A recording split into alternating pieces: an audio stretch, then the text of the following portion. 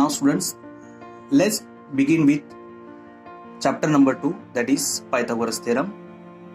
Now students, you have already studied this chapter in your previous classes.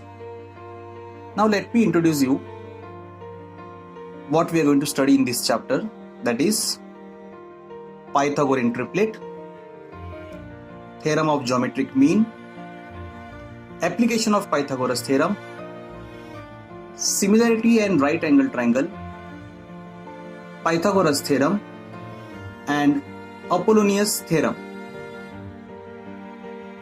Now students, you can see in figure 2.1 there is a right angle triangle, that is triangle PQR, and you can see angle Q is 90 degree.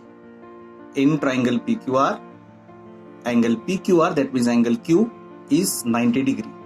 Now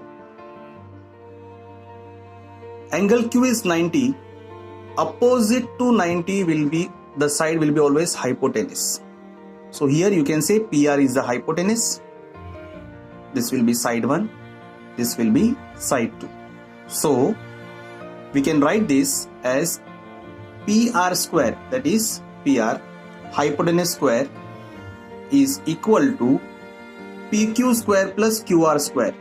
PQ square plus QR square, that is hypotenuse square will be equal to side 1 square plus side 2 square. Means in a right angle triangle, the square of the hypotenuse is equal to the sum of the squares of remaining two sides. That is the Pythagoras theorem. Now students, I will be explaining you the property of 30 degree, 60 degree and 90 degree of a triangle. You can see that there is a triangle LMN, where it is given that angle M is 90 degree, angle L is 30 degree and angle N is 60 degree. So this is 30 degree, 60 degree and 90 degree triangle. Now we always know that the side whichever is opposite to 90 degrees, see now this is 90 degree, the side opposite is LN will be the hypotenuse. Now I'll explain the property of 30 degree, 60 degree and 90 degree of a triangle. Now remember that whichever side is opposite to 30, whichever side is opposite to 30. Now see, angle L is 30, the side opposite to 30 is MN. So MN will be half multiplied by hypotenuse.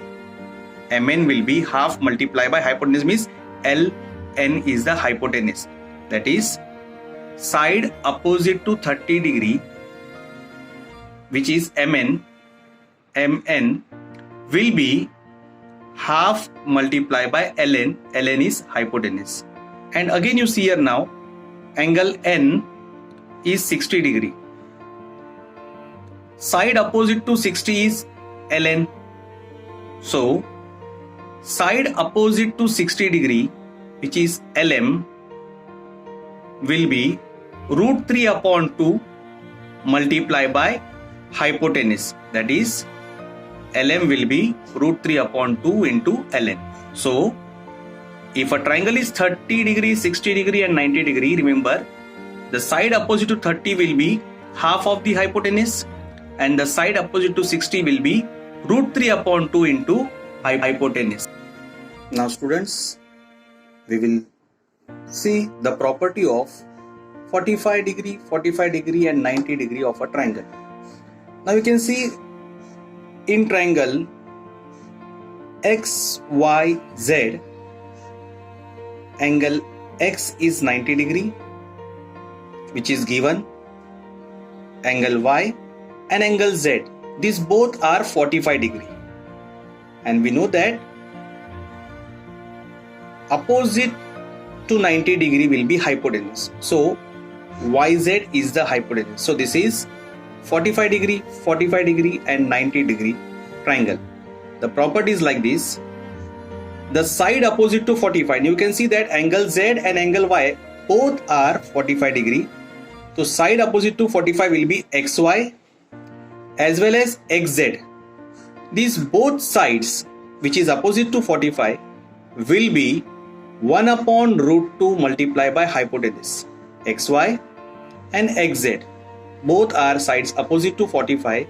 They will be 1 upon root 2 multiplied by the hypotenuse, that is zy or yz.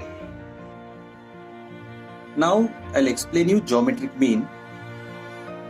Remember that in a right angle triangle, now see triangle PQR is a right angle triangle. At angle Q, the perpendicular segment to the hypotenuse.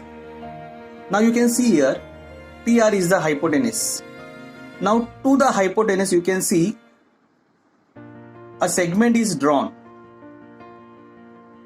The perpendicular segment to the hypotenuse from the opposite vertex. Now from this vertex Q, a perpendicular segment is drawn. This is perpendicular, you can see here, is the geometric mean of the segment into which the hypotenuse is divided, that is QS. Now QS is the perpendicular segment drawn to the hypotenuse, so QS square will be equal to PS multiplied by SR. So this is the geometric mean. Now let's begin with exercise 2.1. Question number 1. Identify with reasons which of the following are Pythagorean triplet. Now students, you can see sub questions are given here and 3 sides are given. You have to say whether these are the sides of a right angle triangle or whether these numbers are Pythagorean triplet. Now I'll start with sub question number 3, that is 5, 12, 13. We have to identify whether it is an Pythagorean triplet. Question number 3, 5, 12 and 13. Now you can see here there are 3 numbers. Of this you have to take first the greater number. The greater number is, the greatest is 13. So I will write square of greatest or longest side. I will take the square of longest side. The longest side is 13. So 13 square is 169. 13 13s are 169. That is my statement number 1. Now you can see here other 2 sides, which are the remaining sides. I will take the sum of square of these remaining sides. That is sum of squares of remaining sides, that is 5 and 12 are remaining sides. So 5 square plus 12 square. 5 square is 25 plus 12 square is 144. 25 plus 144 will be 169. Let this be my statement number 2. You can see that statement number 1 and 2 are equal.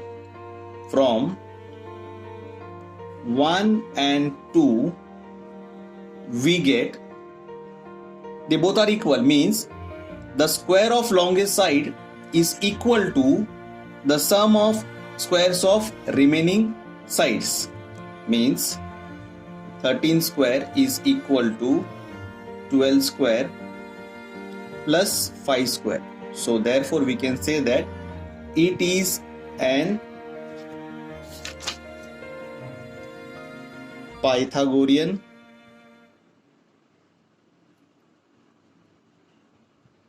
triplet. Now we'll take one more sub question, that is, again you can see the 3 numbers or 3 sides are given, 4, 9 and 12. We have to say whether it is an Pythagorean triplet, or the sum may be also like this. You have to identify whether they are the sides of a right angle triangle. The method remains same.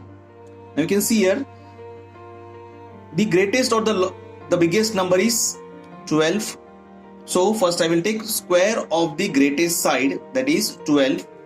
12 square means 12 12s are 144. Let this be my statement number 1. You can see there are two other remaining sides. So I will take sum of squares of remaining sides, that is 4 and 9. So 4 square plus 9 square. 4 square is 16. 9 square is 81.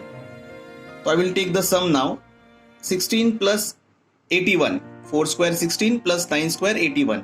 When I add this number, I get 97. This is my statement number 2. Now if you compare 1 and 2, statement 1 is 144, statement 2 is 97. They both are not equal. So from 1 and 2, we get 12 square is not equal to 4 square plus 9 square, means square of greatest side is not equal to sum of squares of remaining sides. So it is not a Pythagorean triplet. So you can solve all the sub questions by the same method. Now question number 5 is an activity. You can see the figure 2.20. The triangle is ABC. Angle B is 90. AC is the hypotenuse, which is root 8. Now you can see AB is equal to BC, which is given. Now you have to fill in the activity, fill in the blanks. So students, you have to fill only these blanks. Rest working column, whatever part is there, we'll do in the working side. I'll read the question for you. For finding AB and BC, we have to find AB and BC both with the help of the given information given in the figure 2.20. Complete the given activity. Now you can see here the first blank is AB equal to BC. You can see here AB is equal to BC. That is given. Now angle BAC equal to, again the blank is given. Now we will see the diagram. You can see angle B is given 90 degree. Side AB is equal to side BC. Two sides of these triangles are equal. That means I can say that base angles of this triangle will be equal. Angle A equals to angle C. Angle A is equal to angle C. The reason is, as these two sides are equal, the base angles will also be equal. That is isosceles triangle theorem. So now we know the sum of all three sides of a triangle, all three angles of a triangle is 180 degree. So angle B, which is given 90 degree. So we know from 180 we will subtract this 90 degree. So 90 is remaining now. So that means angle A and angle C will be 45 degree each. So that means angle A is 45 and angle C is 45. Is equal to 45 degree. Angle A is equal to 45. Now this triangle is 45 degree, 90 degree triangle. So we can use that property. We know that the side which is opposite to 45, you can see this is 45, this is 45 again, 45 degree. So side opposite to 45, that means BC, as well as AB is also opposite to 45. This is 45 degree and this is 45 degree. Opposite to 45 we have AB as well as BC. So according to the property of 45 degree, 90 degree of a triangle, we know the side opposite to 45 will be 1 upon root 2 multiplied by hypotenuse. The hypotenuse is AC. So 1 upon root 2 multiplied by root 8. Now root 8, you know, root 8 will solve like this. Root 8, you know, it is 4 multiplied by 2. 4 2s are 8. 4 is a perfect root of 2. So for 4 we get 2 and root 2 remains same. So for root 8 we get 2 root 2, which is given. You can see here 2 root 2. So 1 upon root 2 multiply by 2 root 2. So root 2 and root 2 gets cancelled here. You can see here 1 upon root 2 and this root 2 gets cancelled. 2 is left. So AB and BC is equal to 2 units. Now I'll move on to question number 2. You can see that in the given figure, the triangle is MNP. It is given that angle N is 90 degree. You can see angle N is 90 degree. Now, it is also given that segment NQ, you can see here NQ, segment NQ is perpendicular to segment MP.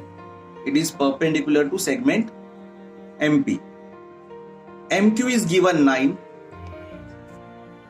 and QP is given 4. Now, I will explain the diagram to you. See, the name of triangle is MNP. You can see at angle N it is 90 degree.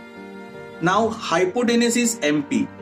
Now on the hypotenuse a segment is drawn perpendicular from the opposite vertex. So here I can use the property of geometric mean, that is by using geometric mean we get NQ square is equal to MQ multiplied by QP. So here MQ is given 9, QP is given 4, 9 4s are 36. So NQ square will be 36. By taking square root we get square is 36, so the root will be 6. 6 6 are 36. So length of NQ is 6 units.